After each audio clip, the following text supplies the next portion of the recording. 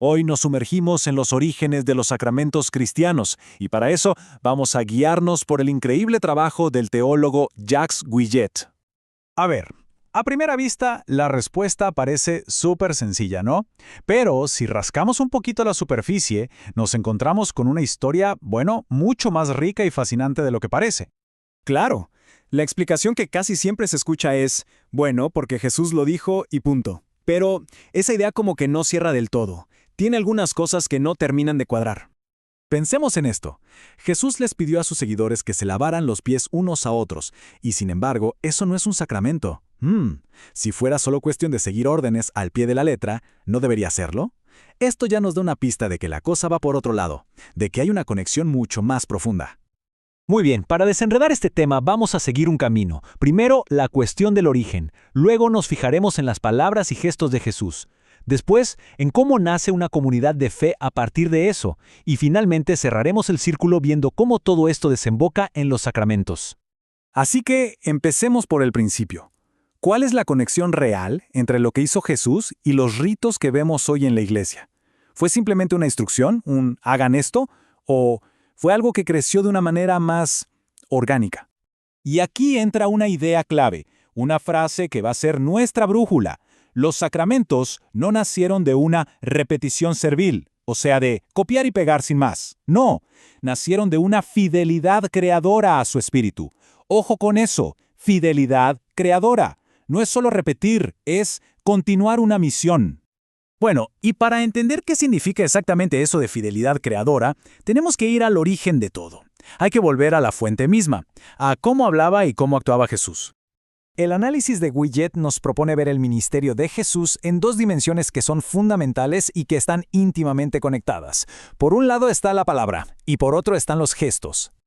Cuando hablamos de la palabra de Jesús, no hay que pensar solo en discursos o enseñanzas. No. Era una palabra eficaz. Una palabra que hacía lo que decía. Producía una realidad nueva. Y en ese sentido, ya tenía algo de sacramental. Lo mismo pasa con sus gestos, sus milagros, sus actos de perdón. No eran solo cosas que hacía, eran señales, signos tangibles, visibles, que mostraban que el reino de Dios estaba ahí, actuando en ese preciso momento. Eran como ventanas a una realidad espiritual mucho más grande. Ok, esto puede sonar un poco abstracto, pero hay una historia que lo ilustra a la perfección. Pensemos en el relato del paralítico. Ahí se ve clarísimo cómo la palabra y el gesto van de la mano. A este hombre lo llevan para que Jesús lo cure, para que pueda volver a caminar. Pero ¿qué es lo primero que le dice Jesús? No le dice, levántate y anda. No, lo primero que dice es, tus pecados te son perdonados. ¡Wow! La prioridad es totalmente inesperada. Antes que el cuerpo, el alma. Y después, sí, lo cura físicamente. Pero esa curación, ese gesto visible de levantarse y caminar, funciona como una señal.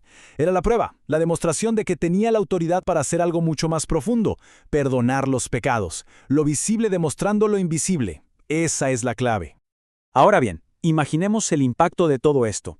Estas palabras que crean realidad, estos gestos que sanan cuerpo y alma, lógicamente tuvieron un efecto tremendo en la gente que estaba ahí, viéndolo todo.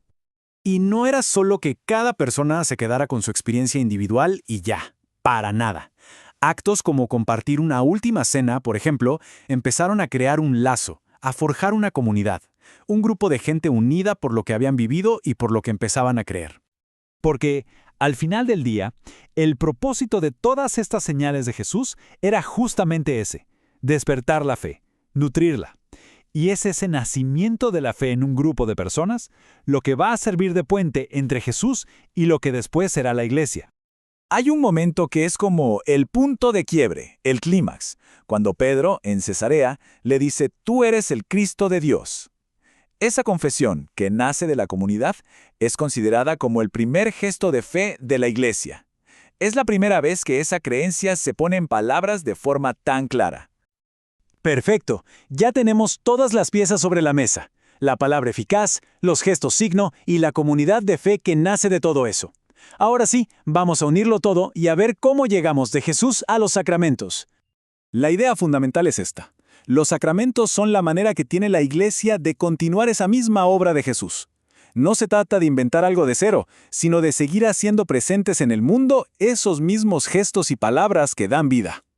Podemos trazar una línea directa casi paso a paso. Miren, la palabra eficaz de Jesús se convierte en la proclamación de la Iglesia. Sus gestos de sanación y perdón evolucionan y se convierten en los rituales de gracia. Y esa comida que compartió con los suyos se convierte en la Eucaristía. La conexión es clarísima.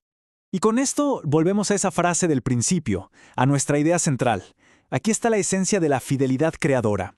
Los sacramentos no son una repetición servil, no es un simple copiar y pegar, son una continuación viva guiada por el Espíritu de la obra de Jesús. Entonces, podemos decir que los sacramentos son actos de la Iglesia. Sí, claro, pero a través de ellos son también los actos de Cristo que siguen sucediendo hoy en el mundo. La conexión no es algo del pasado, es algo vivo, directo y personal. Y todo este análisis nos deja con una pregunta final, una para seguir pensando. Si los sacramentos son una fidelidad creadora y no una repetición estática, ¿qué significa eso para la forma en que se viven y se practican hoy en nuestro mundo actual?